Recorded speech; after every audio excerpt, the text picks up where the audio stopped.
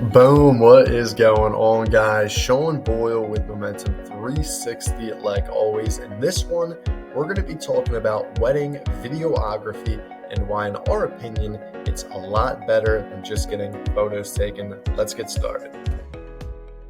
What's going on, guys? If you haven't yet, go to our YouTube channel, click subscribe, and click that little bell too, so you get notifications whenever we post a new video. You will be the first person to know.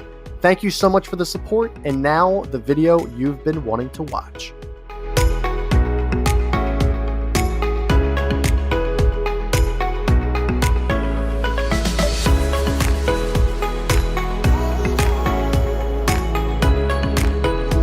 All right. What's going on, gang? You can see we actually just optimized the homepage. It looks pretty sweet. We got a nice little promo video in there, and we got a nice couple of animations here. Looks really good. I'm actually really impressed with what the team was able to put together, and we're awesome. What can I say? Guys, so this one we're going to be talking about wedding videography. In the blog that I'll reference actually right here, there's some things to point out with when you're really talking about wedding videography. So this is really just going to be about two things. It's going to be about why we believe that you need to, if you're a photographer, invest in doing videography, not just photos. Obviously, this might be, very basic stuff that people that they already know, but I just want to drive home the point because video is going to start taking over photo in general with real estate, weddings, events, stuff like that. All right, brought it obviously seeing already with virtual tours, of course. So just want to help as many people as we can, obviously, because we're getting into wedding season, and this is something that a lot of people need to obviously check out. So, and then the second is if you need wedding videography services, obviously we have people in all 50 states, and we do this for a living. So there's that.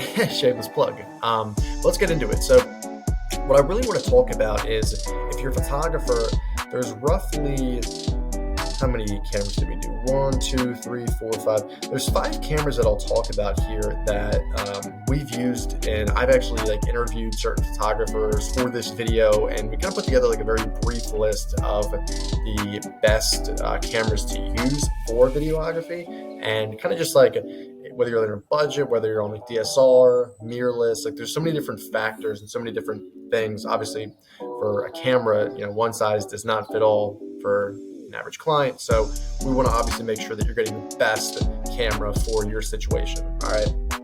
So we're going to start with the Fuji X-T4. Honestly, from what I gathered, obviously this is just kind of basic knowledge, but this is very old school camera, vintage style. It's definitely going to be your cheapest option. And this is something I actually didn't list any of the prices here. So do yourself a favor and go on Amazon. But I used this actually for our first wedding. I think this is down in Jersey City. It was in a penthouse, huge Bruce Wayne type of apartment, and this is what I used to actually capture this. So really interesting stuff. But again, if you're just starting off, it's not a bad camera to use, but if you have budget, I would recommend doing a lot of these other ones. All right. Canon EOS, a lot of people are using this for real estate, videos, and a lot of other videos as well. This is just an all-around solid camera. This is my favorite camera, honestly, to shoot with, just because of the dynamics and just I'm a Canon guy myself. No offense to Sony and Nikon, but I'm just a Canon guy through and through. So I would definitely check this out for wedding videography. This is something that I think that is not just good for wedding videography, but you can see your real estate photography, event, stuff like that. Now we go to the A7 III Mark III. So this is good. The Sony camera is good for really just, I would say, creating movies. And what I mean by that is if you guys have ever heard of Casey Neistat, he likes to refer to his videos as movies. And I think that's so true in the literal sense, because he's creating, your rising action and your climax and then your falling action, right? And you have that whole Shakespearean bell curve of showtime at the end of the day, and just really illustrating a story. And I think that's really what the Sony A7 does. I think I actually saw Casey mention this in one of his other videos. I could be wrong, but I think this is definitely a solid option for like creating like a movie per se, and it's a little different than a video, but just like piece together certain things and just like the overall features of it. I think that it's definitely like for a movie perspective. I know there's like a very subtle difference in that, but that's what I would definitely recommend using the A7. I really haven't had much experience with this. If you guys are Sony people, comment below. I know I'm talking a little bit of crap, but it's listed twice on this list, so must be good. Next one is the Nikon D810. So this camera, pound for pound, like for DSLR, it's the best. I mean, I've used it, and you really don't need any crazy dynamics. It's nice too because you could, do 360 panos as well to do like something similar to the wedding. It's again like similar to like a 360 booth as well. But a lot of people, like what we started doing was taking a 360 video of just people like interacting in the wedding, and it was just something like some of my clients wanted, but it was a pretty cool thing. Last but not least, the A7R.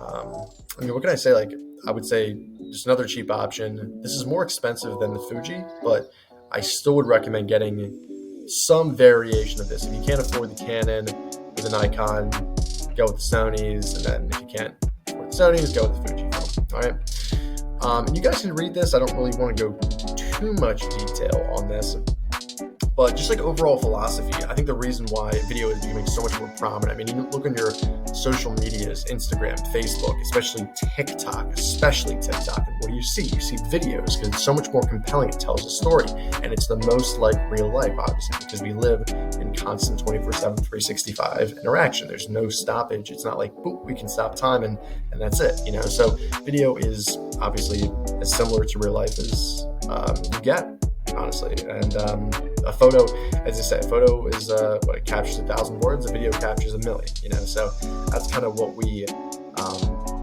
are talking about here when we really talk about like wedding videography.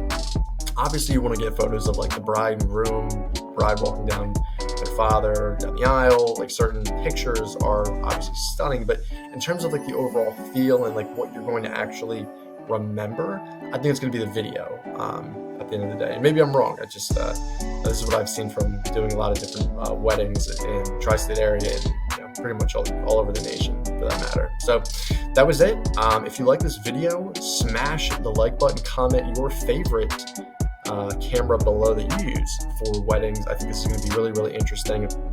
Just want to make this quick video, kind of just, again, pointing out that we need more wedding videographers. We're looking for more of them, and I would definitely check out these 5 camera options if you're in the market for a new camera. And if you'd like to hire Momentum 360, it's really easy. Just schedule a quick call with me. We'll create a quote based upon pricing, expectations, your budget, final deliverables, all that good stuff. Get the quote accepted, get the deposit submitted, schedule the shoot, get from the shot list, and boom, we are good to go. Guys, thank you so much for this. Love making these videos. Comment below. Don't forget to like and subscribe. We're almost at 2,000 subs. We're really close to that, so I just want to continue hammering this out and get 2,000 subs by the end of the year. So let's keep doing it. Let's keep hammering, and I will talk to you guys later. Bye.